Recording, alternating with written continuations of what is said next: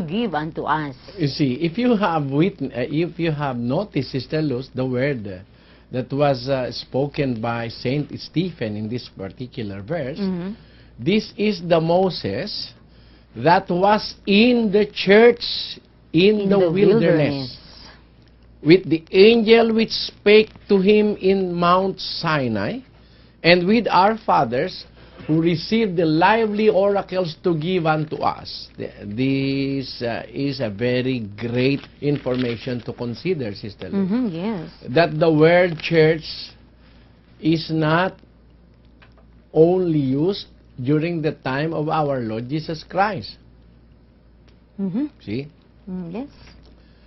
The meaning or the essence of the word church is also used in that congregation in the wilderness. That's why the Bible calls it the church in the wilderness. And Moses was there.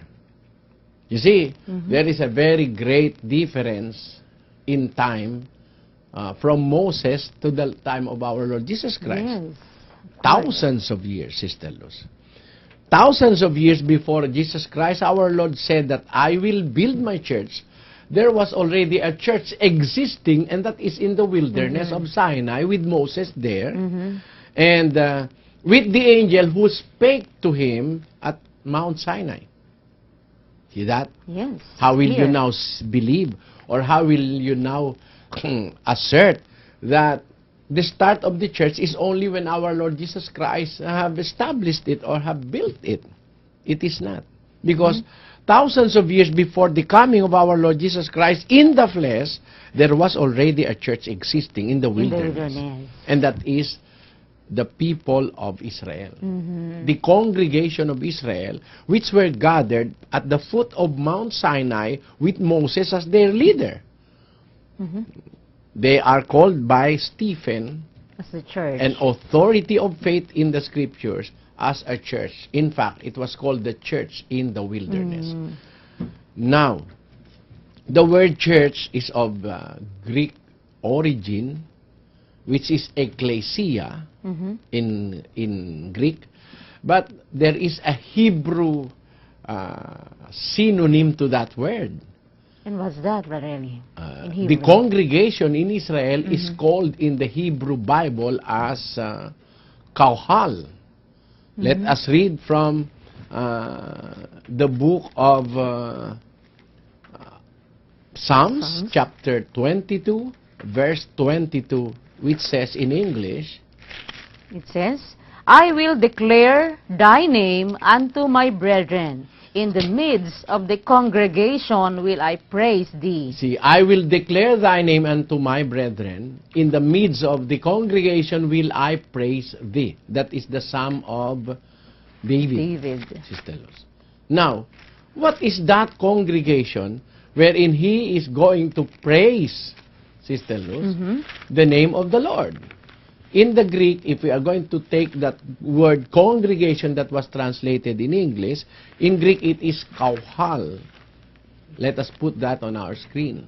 6951, that is kauhal, which means assemblage, usually concretely, assembly, company, congregation, multitude. See? That is the congregation of the people of Israel, kauhal, which is synonymous to the word church in Greek. So, before our Lord Jesus Christ was born in the flesh, and before He established or He built the church, in His time, there was already a church, or a kauhal, in the time of Moses.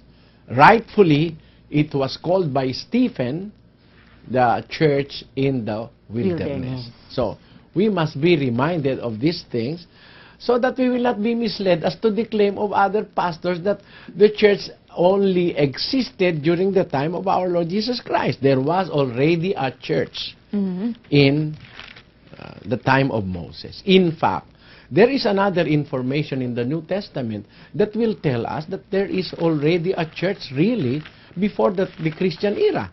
In the book of Hebrews chapter 12, verse 23, it says, to the general assembly and church of the firstborn, which are written in heaven. See, this is an information that we can get from the Apostle Paul. There is a general assembly and church of the firstborn written in heaven, according to Paul. Church of the firstborn. You see, Sister Luz, when we use the word firstborn, it means that there is no other church which came first in existence before this. Yes. The fact that it is the church of the firstborn, this is the first church. Yes. There's nothing prior it. Yes. No, so the church of the firstborn is surely the first church Yes, of course. that have existed. And what is that church of the firstborn? Let us read from Exodus chapter 4, verse 22. And thou shalt say unto Pharaoh, Thus saith the Lord, Israel is my son, even my firstborn. You see, what is the firstborn? It is the Israel. congregation of Israel. Israel is my son, even my firstborn. Thou shalt declare unto Pharaoh, Thus saith the Lord, Israel is my son, even my firstborn. What does it mean? Because Moses commanded by God to liberate the Israelites from the bondage in Egypt. And he should approach the Pharaoh and ask for the liberty of these people, which is the people of Israel. Of course, he is not speaking of the literal Israel, which is Jacob. Of course. Because yes. Jacob is already dead by that time that Moses was sent by God to Pharaoh. He is speaking of the congregation of Israel. And he said, my firstborn. Israel is my firstborn. So, Israel is the church of the firstborn. Yes. Sister Luz. It is a church. It is church of the firstborn. It is the church in the wilderness, which existed before the time of our Lord Jesus Christ. Yes. So, it is now clear in the scriptures that the church started not during the time of our Lord Jesus Christ, but during the time of Moses. In fact, they were called in the Bible as the church in the wilderness and the church of the firstborn. Is that clear, Sister? That's Luz? clear, Brother Eli. So, this story goes back thousands of years before our Lord Jesus Christ. And this will make it a very important thing to consider, Sister Luz. So, if we are going to consider these facts, Sister Luz, these are biblical facts, Yes. of course. These are not inventions of our minds or our thinking. This can be read from the scriptures that even before the coming of our Lord Jesus Christ in the flesh, the church have already existed. Yes. And who caused the existence of this church? Who assembled them? You see, remember the word kauhal is an assemblage. Yes. Who assembled them in the wilderness of Sinai, that they were called the church in the wilderness? Whose will is that? Of course, that is very clear. It's obvious that it is the will of God. It was God who commanded Moses to free them from Egypt. Egypt, and they were brought by Moses on the instruction of God to Mount Sinai to receive the covenants there after 40 days and 40 nights of Fasting. speaking with God. Moses received the covenant to be given to the people of Israel. Let us read that from the scriptures. We do not just tell stories, we read them from the scriptures.